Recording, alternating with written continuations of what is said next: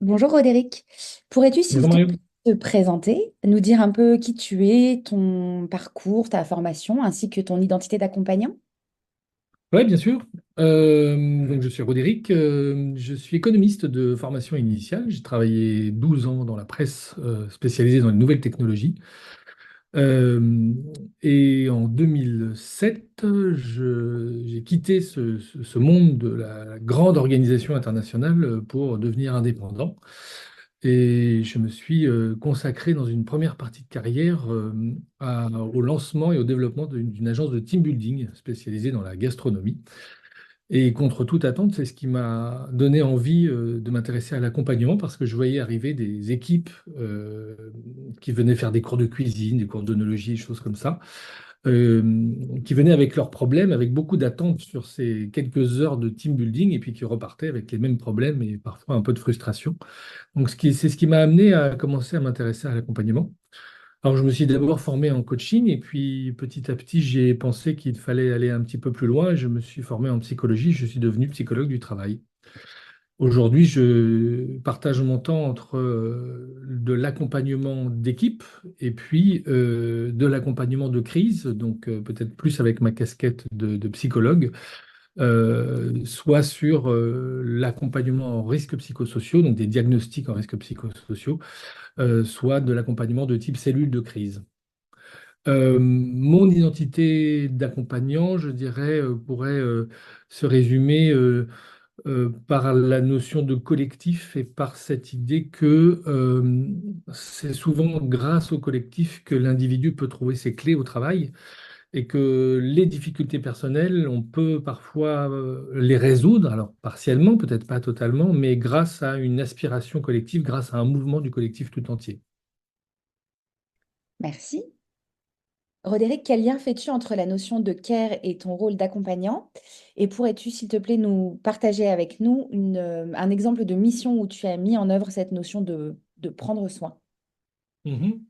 Alors, la notion de care, donc le fait de prendre soin, elle est intimement liée aux missions que l'on peut déployer en psychologie du travail, puisque donc notre métier consiste à aller détecter et faire organiser les premières prises en charge de la souffrance psychique dans les équipes. Donc, on est au cœur du care, si je puis dire, au cœur du prendre soin dans toute mission euh, en, en psychologie du travail auprès des individus dans les équipes.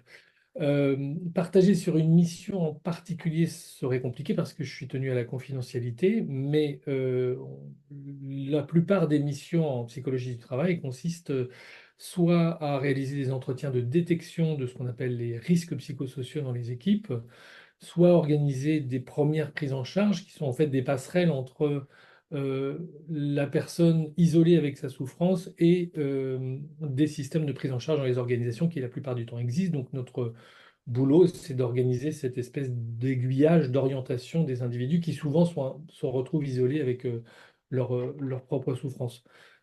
Merci. Roderick, pour finir, est-ce que tu pourrais, s'il te plaît, nous présenter ton œuvre artistique ou culturelle préférée et nous expliquer ce choix? Bien sûr. Alors, difficile d'en choisir une seule. J'en ai évidemment quelques-unes en tête, mais peut-être une qui m'a marqué récemment. J'ai regardé pour la première fois le film qui s'appelle L'homme qui murmurait à l'oreille des chevaux, avec notamment donc Robert Redford dans le rôle principal. Euh, et ce film m'a beaucoup touché parce que en effet, il traite d'un sujet qui m'est cher, qui est aussi cher d'ailleurs à monsieur Boris Cyrulnik, qui est le sujet de la résilience. Et je trouve que ce film traite vraiment de manière extrêmement délicate de ce sujet de la résilience. Et par, je dirais, résonance par rapport à mon métier, je crois que c'est ce qui m'anime finalement dans ma pratique au quotidien, c'est de faire en sorte que l'accompagnement proposé permette à l'individu de trouver les clés de sa propre résilience. Et en matière de souffrance psychique, au sein des organisations, cette notion de retrouver, de reprendre pied, de retrouver goût, de retrouver l'envie, alors après un passage difficile, je trouve elle est fondamentale et c'est ce qui rend probablement le métier de l'accompagnement, pour moi, parmi les plus beaux métiers du monde. Merci beaucoup, Roderick. Je t'en prie, merci à toi.